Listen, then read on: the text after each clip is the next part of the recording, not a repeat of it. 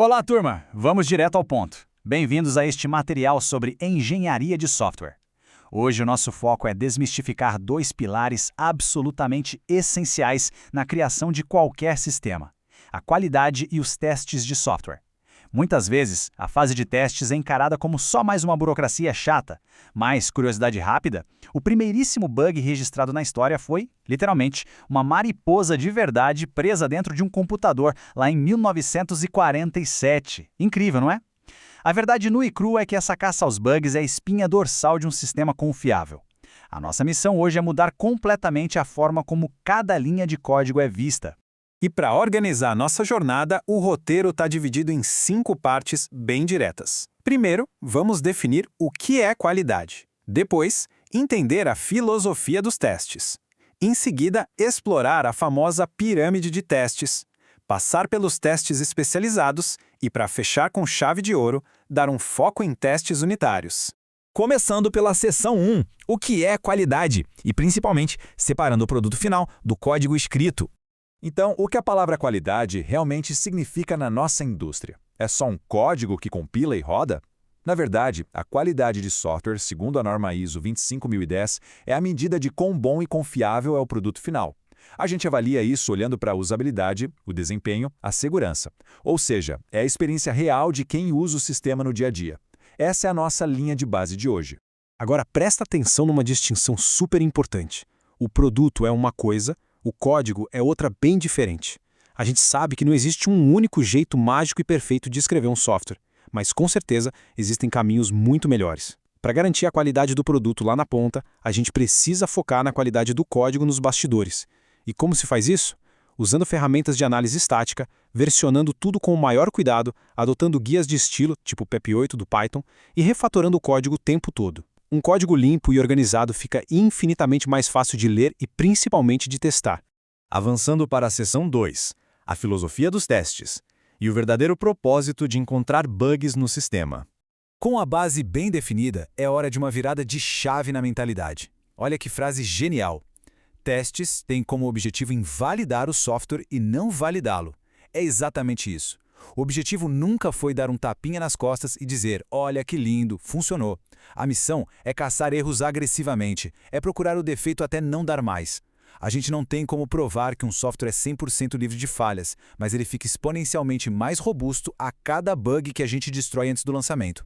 Mas por que bater tanto nessa tecla de achar o erro logo cedo? É pura economia, é matemática básica. Quanto mais tarde um problema aparece no ciclo do projeto, mais absurdo fica o custo para consertar. Se um bug sobrevive até chegar na produção, bom, o estrago já está feito. É a famosa e temida dívida técnica. Então encontrar falhas no comecinho é, no fim das contas, pura gestão de risco e economia de tempo e dinheiro.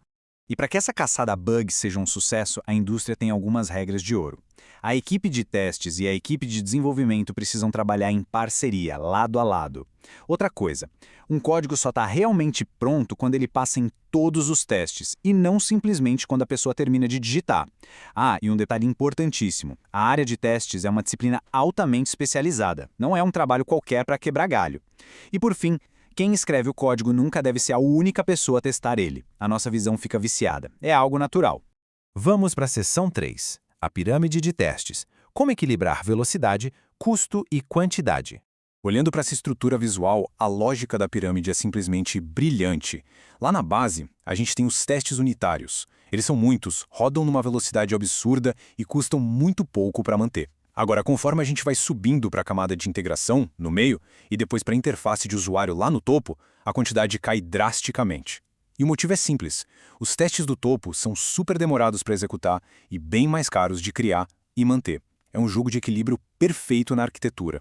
Começando pelo alicerce de tudo, os testes unitários. A palavra-chave aqui é isolamento. A gente pega a menor pecinha testável do sistema, como uma função ou uma classe específica, e garante que aquele bloco minúsculo funciona maravilhosamente bem, sem depender de absolutamente nada externo. Subindo só um degrau, a gente entra nos testes de integração. O cenário muda um pouco. A ideia agora é ver se aqueles componentes isolados conseguem conversar direito quando são conectados. É o momento de validar as interfaces entre os módulos do sistema. E se um pedaço externo ainda não estiver pronto para ser testado? É aí que entram em cena os famosos stubs ou objetos mock, Eles simulam essas dependências perfeitamente, servindo como verdadeiros dublês de código. E lá no topo da nossa pirâmide ficam os testes funcionais. É aqui que a gente confere se o sistema inteiro faz o que o cliente pediu lá no levantamento de requisitos. O ideal é que esses testes sejam rodados através da interface do sistema e, de preferência, por alguém totalmente independente. Alguém que não encostou em nenhuma linha de código daquela funcionalidade, para garantir 100% de imparcialidade na avaliação. Entrando agora na seção 4, testes especializados, indo um pouco além da base tradicional.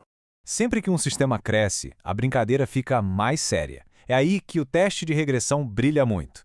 A cada nova funcionalidade adicionada, a gente precisa ter a certeza absoluta de que o código novo não quebrou nada que já estava funcionando bem. Como se faz isso o tempo todo sem atrasar as entregas?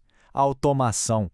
Ter testes de regressão automatizados deixou de ser um luxo faz muito tempo. É regra básica para a estabilidade em qualquer desenvolvimento ágil. Logo depois, a gente tem os testes de aceitação. Essa é a hora da verdade. É a validação final para saber se o software realmente entrega o valor e atende às demandas de quem encomendou. Isso costuma rolar em ambientes de homologação, nos conhecidos testes alfa ou até com público restrito usando o sistema de verdade, nos testes beta, sempre simulando o cenário real do cliente. E a gente não pode esquecer de forma alguma dos testes de desempenho. O objetivo aqui é testar a força bruta do sistema sob pressão. A gente tem o teste de carga para ver o limite normal, o teste de estresse para levar o sistema ao colapso proposital e ver como ele cai, os testes de picos súbitos e os testes de resistência que rodam dias a fio para achar possíveis vazamentos de memória. É colocar a engenharia no limite máximo mesmo. E claro, é também nessa fase avançada que rodamos os testes de segurança, caçando qualquer vulnerabilidade no sistema inteiro. Por fim, vamos para a seção 5, foco em testes unitários, a grande base da qualidade de código. Voltando os olhos para a rotina prática do desenvolvimento, a importância dos testes unitários no dia a dia é colossal. Eles garantem uma detecção de falhas muito precoce, o que vale ouro puro. Como eles validam tudo em total isolamento e rodam em milissegundos, o feedback é imediato para quem está programando. Isso transforma a engenharia numa atividade muito mais segura e previsível. Voltar para dar manutenção num código meses depois deixa de ser um pesadelo e vira algo tranquilo. Para não ter erro na hora de criar essas maravilhas, a gente usa o princípio FIRST. Memoriza isso. F de fast, ou seja, tem que ser ultra rápido. I de isolated, garantindo que um teste nunca, jamais, dependa de outro componente. R de repeatable, significando que ele tem que rodar na máquina local ou no servidor da nuvem, dando exatamente o mesmo resultado. S de self-validating, porque o teste tem que ser direto, apontando só se passou ou falhou, sem ninguém precisar ficar vasculhando arquivos de log. E T de timely, oportuno, escrito no momento certo, de preferência antes mesmo do próprio código-fonte, bem na pegada do TDD. Mas aí fica a grande dúvida. Como a gente sabe se testou o suficiente? Usamos a métrica de cobertura de código, o famoso code coverage. Ela calcula exatamente qual é a porcentagem do código-fonte que foi ativada e executada durante as suítes de testes. É uma bússola excelente para guiar o trabalho da equipe, mas que nos joga direto para uma reflexão crucial. A grande verdade para encerrar nossa explicação de hoje é esta. Ter 100% de cobertura de código no papel não significa de jeito nenhum que o sistema está totalmente livre de bugs. Testar bem não é sobre bater meta de volume, é sobre mitigar riscos com inteligência. Então fica a grande provocação para os nossos próximos desafios de arquitetura e desenvolvimento. Como garantir a criação de testes mais espertos, que entendam o comportamento real da aplicação e capturem as exceções de verdade, em vez de só correr atrás de uma métrica de 100% cega? Pensem nisso. Um grande abraço e até a próxima.